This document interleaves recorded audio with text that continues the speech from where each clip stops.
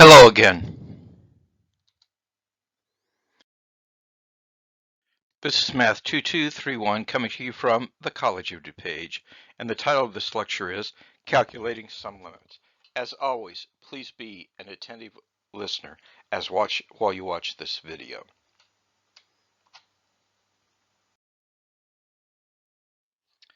We're going to be evaluating some limits, and the best way to start is to establish some properties of limits.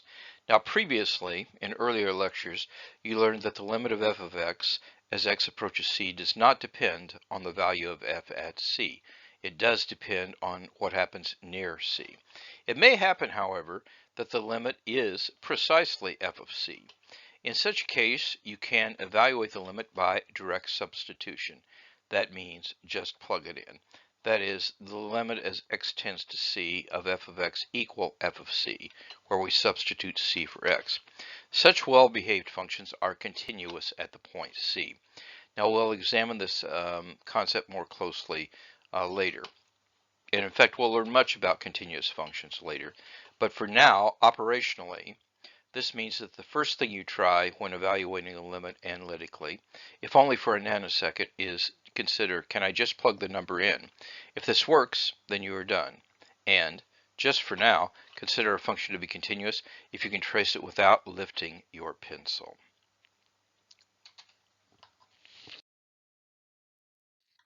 Here's a theorem for some basic limits. And again, you will use these in your computations. And so let b and c be real numbers on the real number line, and let n be a positive integer. Then the limit as x tends to c of b equal b. Now this means that the function f of x is a constant function. F of x is equal to b for all values of x. So the limit as x tends to c of a constant b is b, because you just plug in c into the function, and f of c is going to be b.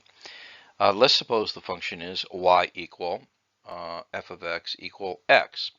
Then the limit as x tends to c of f of x is, you just plug the c in, and you plug c into x, and you get c. And here we have a function that is y equals f of x equal x to the nth power. Could be squared, could be cubed, so on and so forth.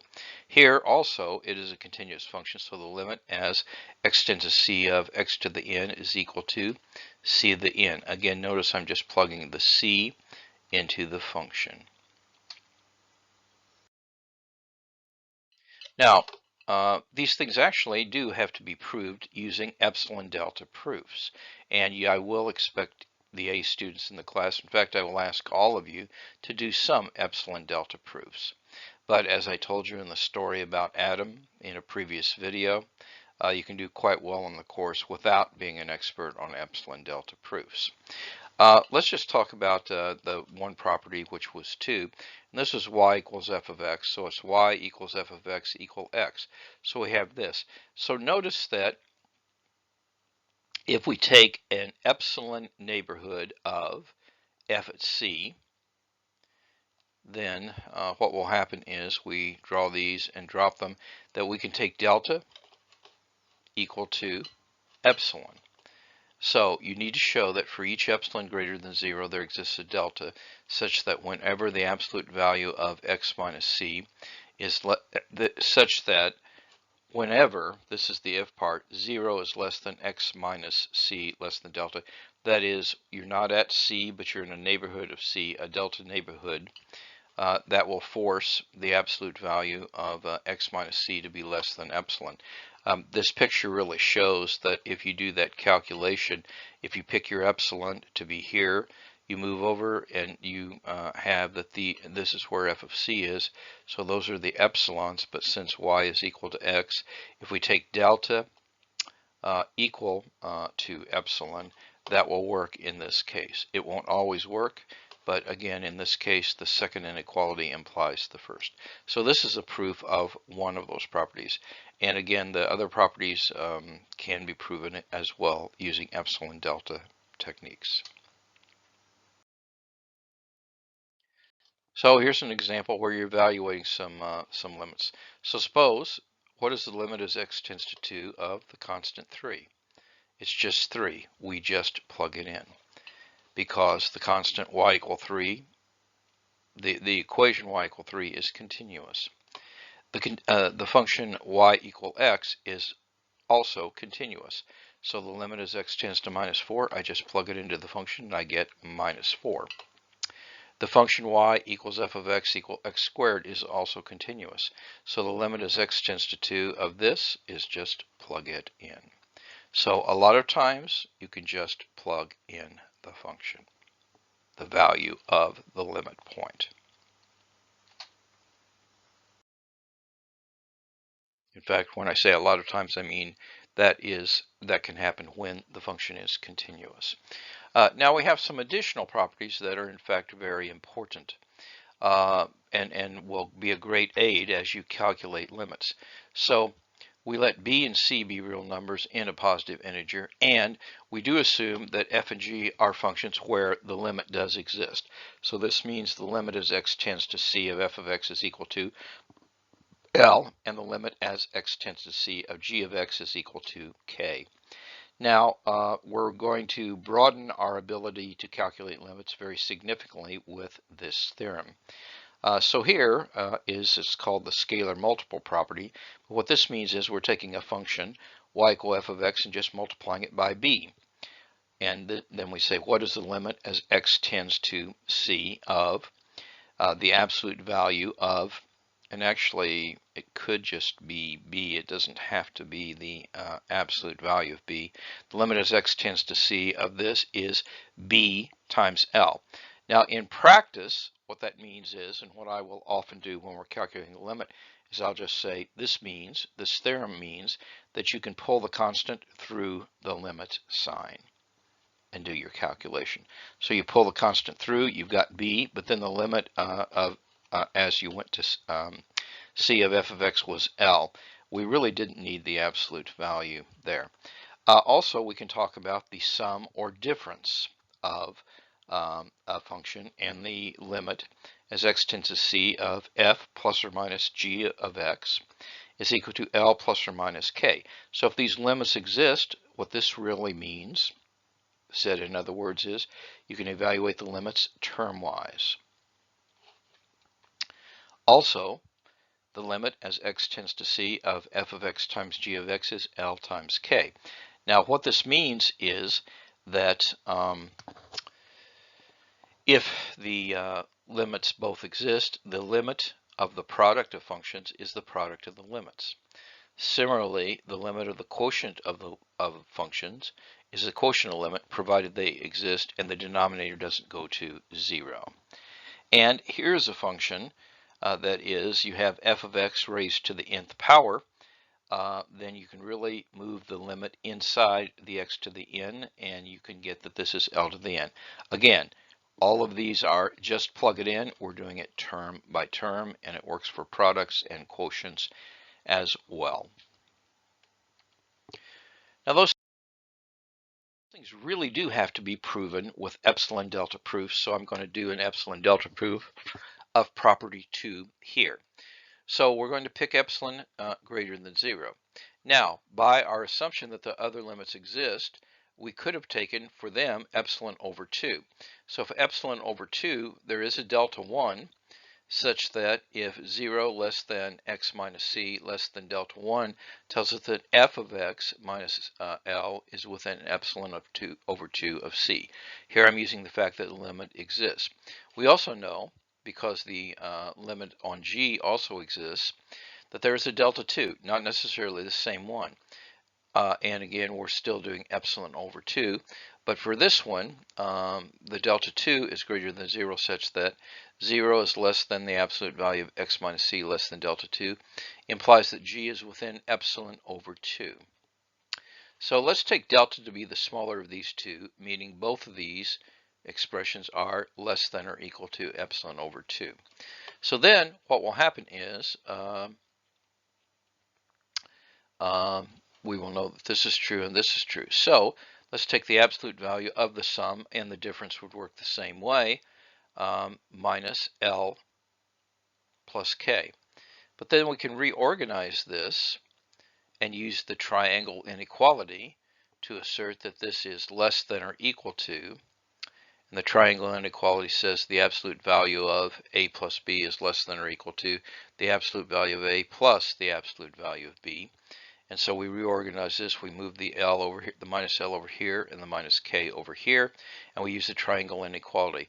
So the absolute value of this difference is less than or equal to the absolute value of f of x minus L plus the absolute value of g of x minus K, which is less than epsilon over 2 plus epsilon over 2, which is equal to epsilon.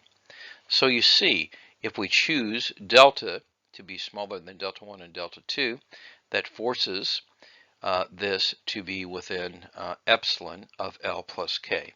This is the proof of 2. It's worth your while to think about this quite a bit.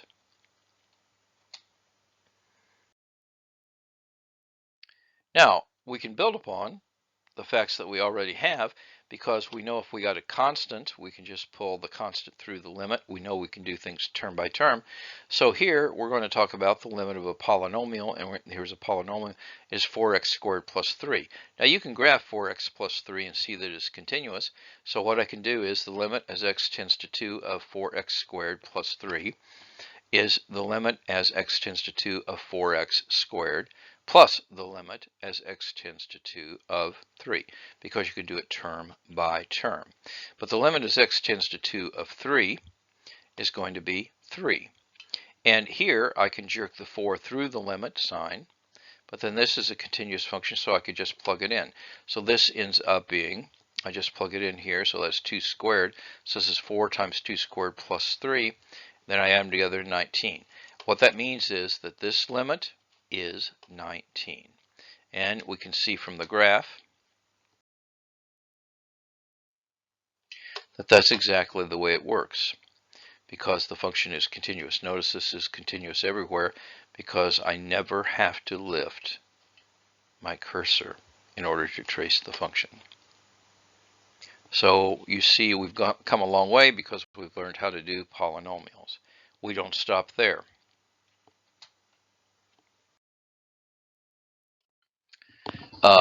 In fact, what I talked about is true for any polynomial, not just the polynomial we talked about, because every polynomial is the sum of things that look like that. So you can just plug it in for polynomials.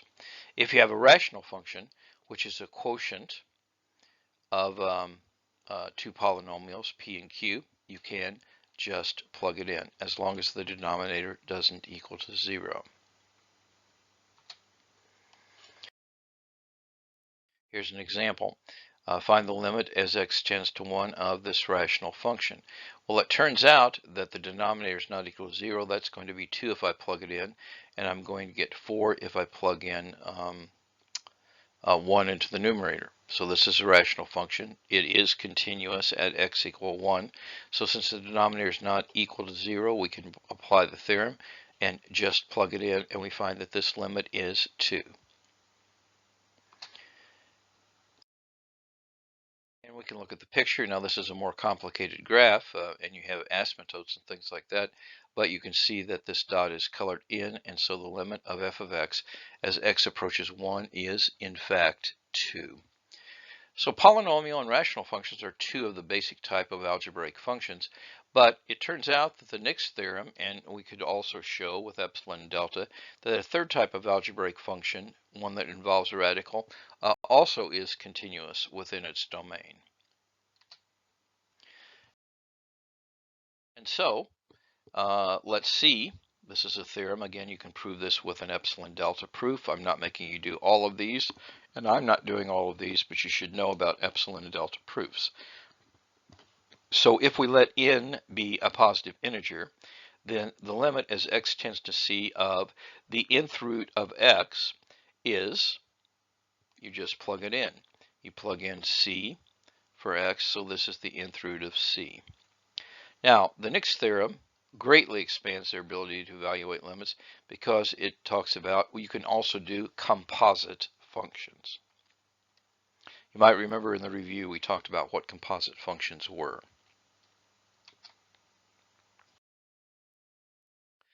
This is the theorem. If f and g are functions such that the limit as x tends to c of g of x equal L, and the limit as x tends to L, now notice I'm using this L here as the limit point here, of f of x equal f of L, then the limit as x tends to c of f of g of x equal, I can pull the limit inside by the continuity, and so this is the limit as x tends to c of g of x, which is L, that's f of L.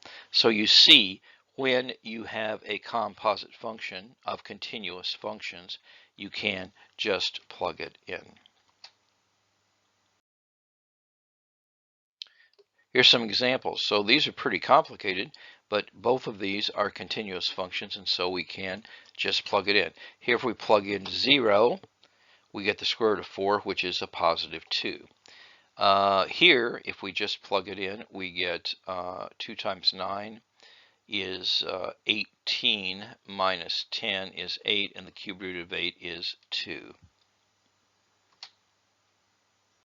And we see that those are true. We just plug it in, and we get, actually the answer to both of those is 2. The calculation is different, but the answer to both is 2.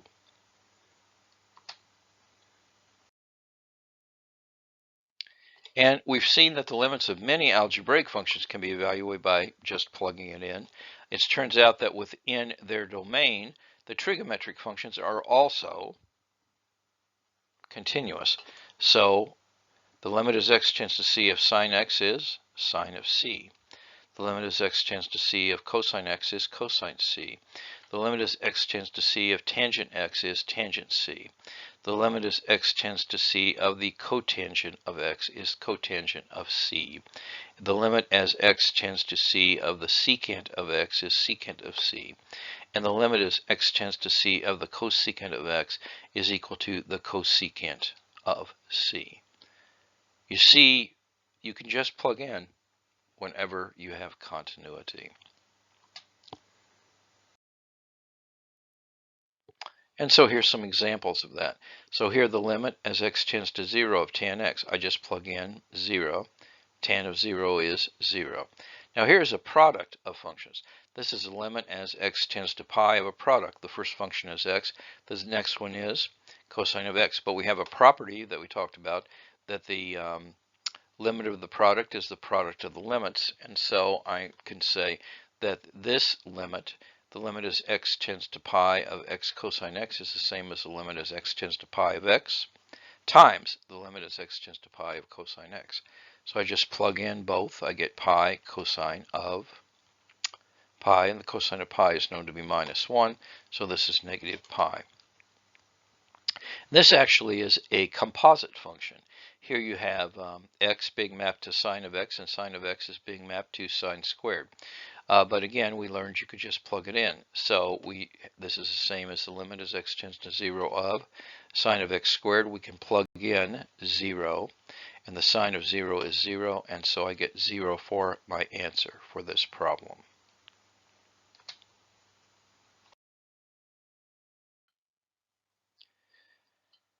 Now, a lot of times you can just plug it in, but other times you can't. And often, and we talked about examples of this previously, you have functions that have holes in them. It turns out this is kind of a common phenomenon that will happen in your calculus course.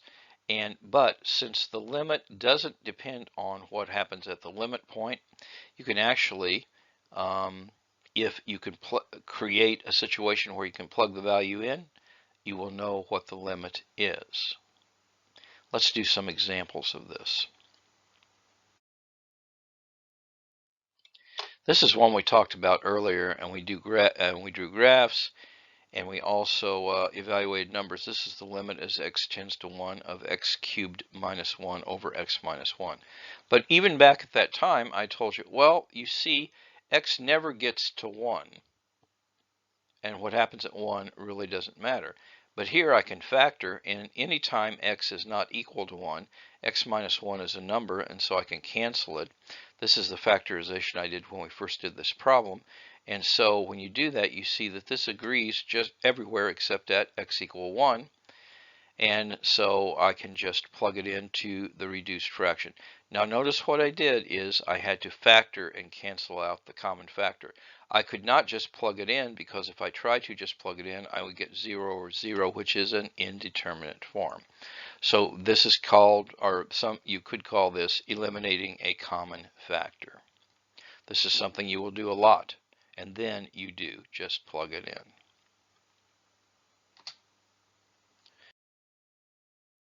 And here the picture shows that that's true. You have a hole here, but when you go along, you get closer and closer to that value of 3, so the limit is 3. But this function down here, with it colored in, and this one with an open one, agree all except at the 1 point, so they have the same limits.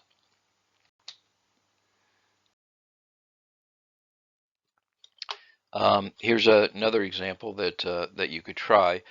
Find the limit of this as x tends to minus 3. Now, if you plug in minus 3 into the top, you get 0, and into the bottom, you get 0. But now what we're going to do is we're going to factor the top and the bottom.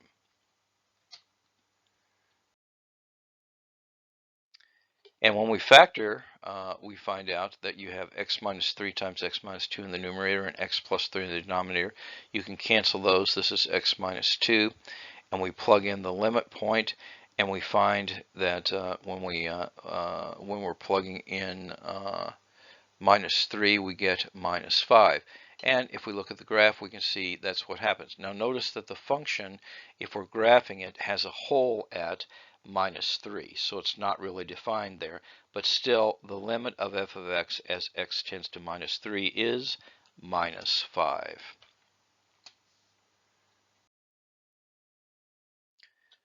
So that's an important technique, canceling out a common factor. Here's another important technique called the rationalizing technique.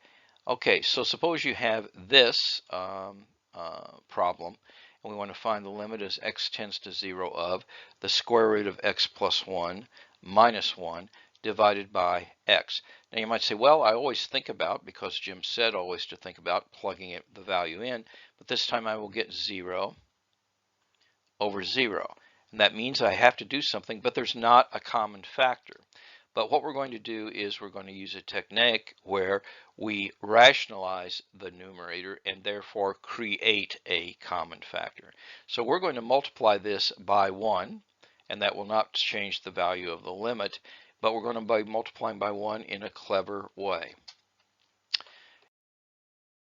And so what we're going to do is we're going to multiply top and bottom by 1, but it's going to be, sometimes this is called the conjugate of the numerator. So you see 1 is the square root of x plus 1 divided by the square root of x plus 1 plus 1. The numerator and denominator that are good, so it is the same.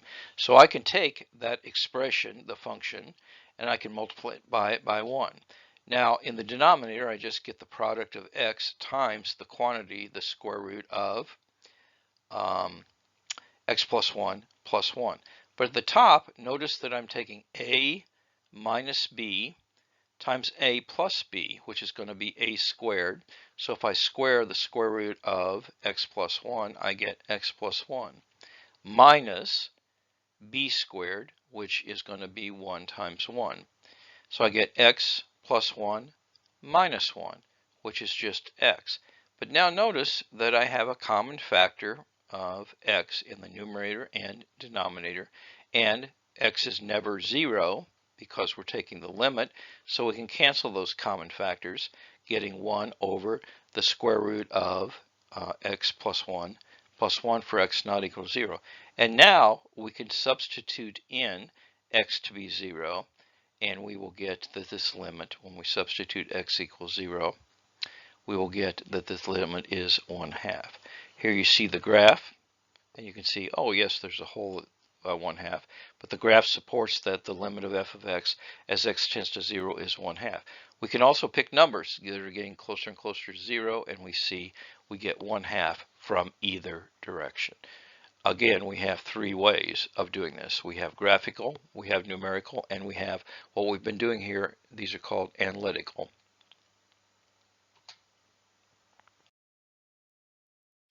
In closing, now more than ever, time is precious. Each day must count. Do the math. It will make you strong. And now, more than ever, take care of yourself, because self-care is important.